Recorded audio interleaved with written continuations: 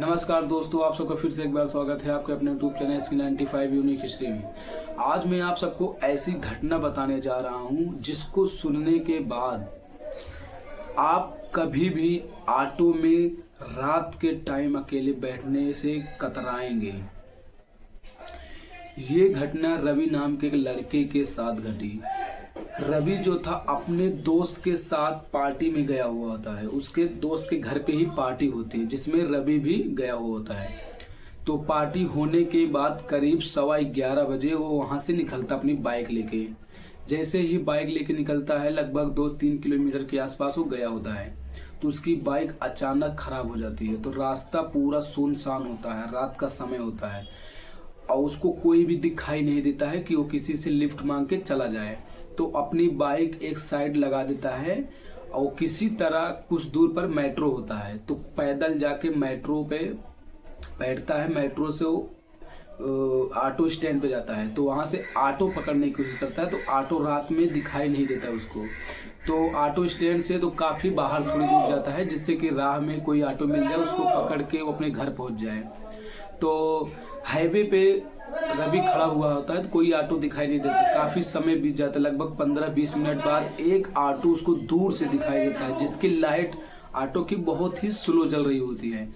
जैसे ही ऑटो उसके पास आता है रवि उसको हाथ दिखाता है तो उस ऑटो में पुराना हिंदी गाना स्लो आवाज में बाज रहा होता है और उसकी ऑटो की लाइट जो थी हेडलाइट बहुत ही स्लो जल रही थी। ऑटो में पूरा अंधेरा होता है, केवल हिंदी गाना बाज रहा होता है। तो ऑटो वाले को रुकाता है तो बातचीत करता है। ऑटो वाला दबी आवाज में बोलता है बैठ जाओ। रवि जैसे ही ऑटो में बैठता है, ऑटो में पूरा अंधेरा रहता है तो वो उसका चेहरा जो ऑटो चला रहा होता है उसका चेहरा बराबर दिखाई नहीं देता है। तो रवि बोलता है भैया चलो।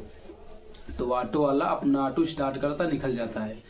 धीरे धीरे रवि को ऑटो में ठंडा महसूस होने लगता है, जैसे कि ऑटो में एसी चल रहा हो, उसको बहुत ठंड महसूस होती है।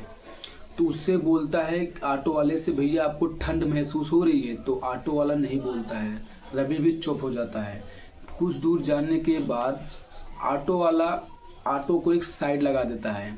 उसके बाद गहरी आवाज में बोलता है बेटा यहाँ पर उतर जाओ।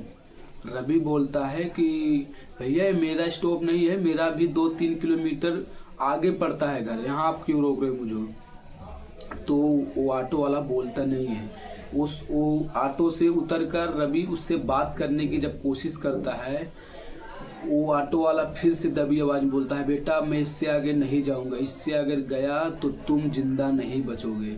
तो ये सुनकर रवि घबरा जाता है। तो ऑटो वाला बिना पैसे लिए ही ऑटो वहां से टर्न लेके घूम जाता है। कुछ दूर जाने के बाद ऑटो धुंधला पर दिखाई देता है, फिर गायब हो जाता है। तो रवि वहां पर पूरा हाईवे पे अकेला सुनसान डर रहा होता है। बगल में ही एक पुराना कब्रिस्तान रहता है तो वहां पे डरने लगता है। लगभग रात के 11:30 बज रहे हो तो उसको कोई भी दिखाई नहीं देता है। तो रवि किसी तरह वहां से दौड़कर बड़े हाईवे के पास जाता है। तो उसके बगल में थोड़ी दूर पर लगभग 500 मीटर की दूरी पर बड़ा हाईवे निकलता है वहां से। तो वो दौड़कर उस पे जाता है कि वहां पर कोई मुझे मिल जाए। तो वहां पर जैसे ही पहुंचता है एक पुलिस वाला दिखाई देता है तो वो पुलिस वाले से पूरी अपनी कहानी बताता है। तो पुलिस वाला बोलता है बेटा तुम्हारी किस्मत अच्छी थी, तुम बच गए, नहीं तो आज तक जो भी उस ऑटो में बैठा है पता ही नहीं चला वो कहाँ गया। तो फिर उसकी हाईवे के साइड में लाश मिलती है या फिर वो पता ही नहीं चलता। बहुत से लोग गायब हो गए, बहुत से लोगों की जहाँ पे तुम उतरे उसी जगह पे लाश मिली है। क्योंकि उस ऑटो में एक बार एक लड़का था लगभग 19-20 साल का और ऑटो वाला था।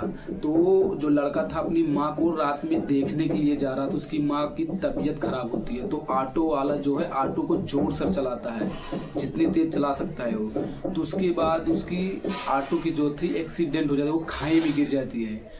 तो उसके बाद वहां पे दोनों की ही मौत हो जाती है। उस दिन से वो ऑटो अभी भी अमावस्या की रात को चलती है और जो उसमें बैठता है वो बचता नहीं। आज अमावस्या की रात थी, तुम्हारी किस्मत अच्छी तो तुम बच गए, नहीं तो आज तक उसमें से कोई बचा नहीं है। वो ऑटो जो है हॉन्टेड